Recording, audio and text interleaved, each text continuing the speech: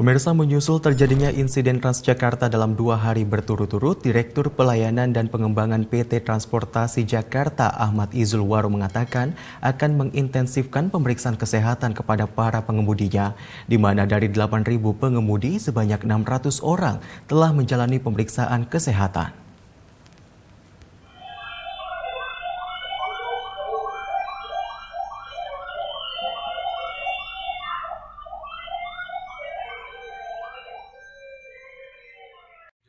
Sejumlah insiden terjadi berturut-turut atas bus Transjakarta, yakni saat bus dengan jalur terintegrasi tersebut menabrak sebuah pos polisi di depan pusat grosir Cililitan pada 2 Desember 2021. Ironisnya, hanya berselang sehari, sebuah bus Transjakarta kembali menabrak separator di sekitar halte Bundaran Senayan, Jakarta Selatan.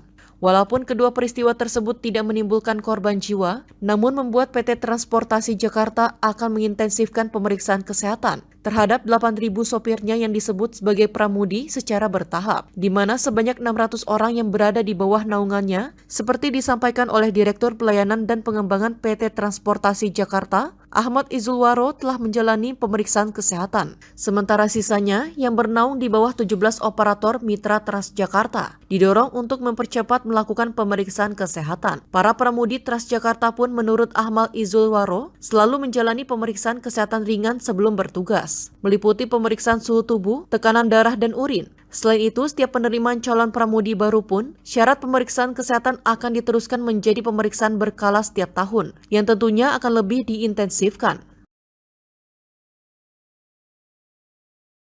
Secara berkala, secara rutin kita juga medical check up. Hanya saja dengan adanya kejadian ini, kita tambah lebih intensif untuk medical check up-nya, untuk mengetahui potensi kesehatan yang ada di pramudi kita. Oh ya, standar setiap pramudi ada medical check up setahun sekali.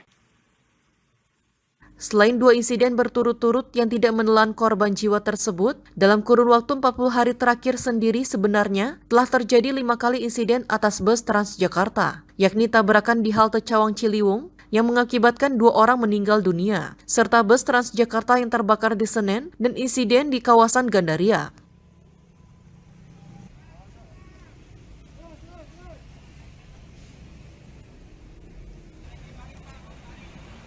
PT Transjakarta akan melibatkan Komite Nasional Keselamatan Transportasi atau KNKT untuk mengaudit prosedur keselamatan transportasi terkait 2 insiden yang melibatkan bus Transjakarta. Audit akan meliputi aspek pengemudi, jalan yang dilalui, dan armada yang dioperasikan.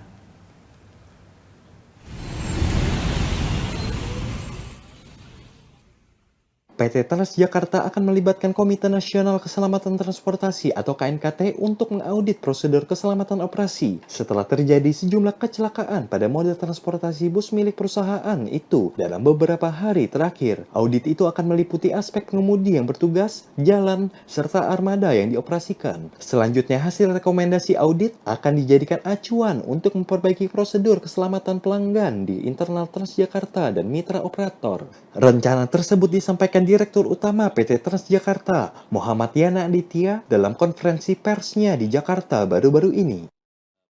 Kami terus terang terbuka untuk bisa bekerja sama dengan siapa saja. Dalam hal ini kami akan bekerja sama dengan KNKT untuk bisa melakukan audit terhadap keselamatan operasi yang ada di Transjakarta. Nah, audit apa saja yang dilakukan? Pertama adalah audit terkait dengan armada. Jadi armada kita kurang lebih yang beroperasi, untuk teman-teman ketahui, setiap hari itu jumlahnya sekitar 3.500. Sebelumnya terjadi 2 insiden kecelakaan yang melibatkan bus Transjakarta. Pertama saat bus Transjakarta menabrak pos polisi di dekat pusat grosir Cililitan pada Kamis 2 Desember 2021. Kemudian pada Jumat 3 Desember, insiden kembali terjadi saat bus Transjakarta menabrak separator di sekitar halte Bundaran Senayan. Tidak ada korban jiwa pada kedua insiden tersebut.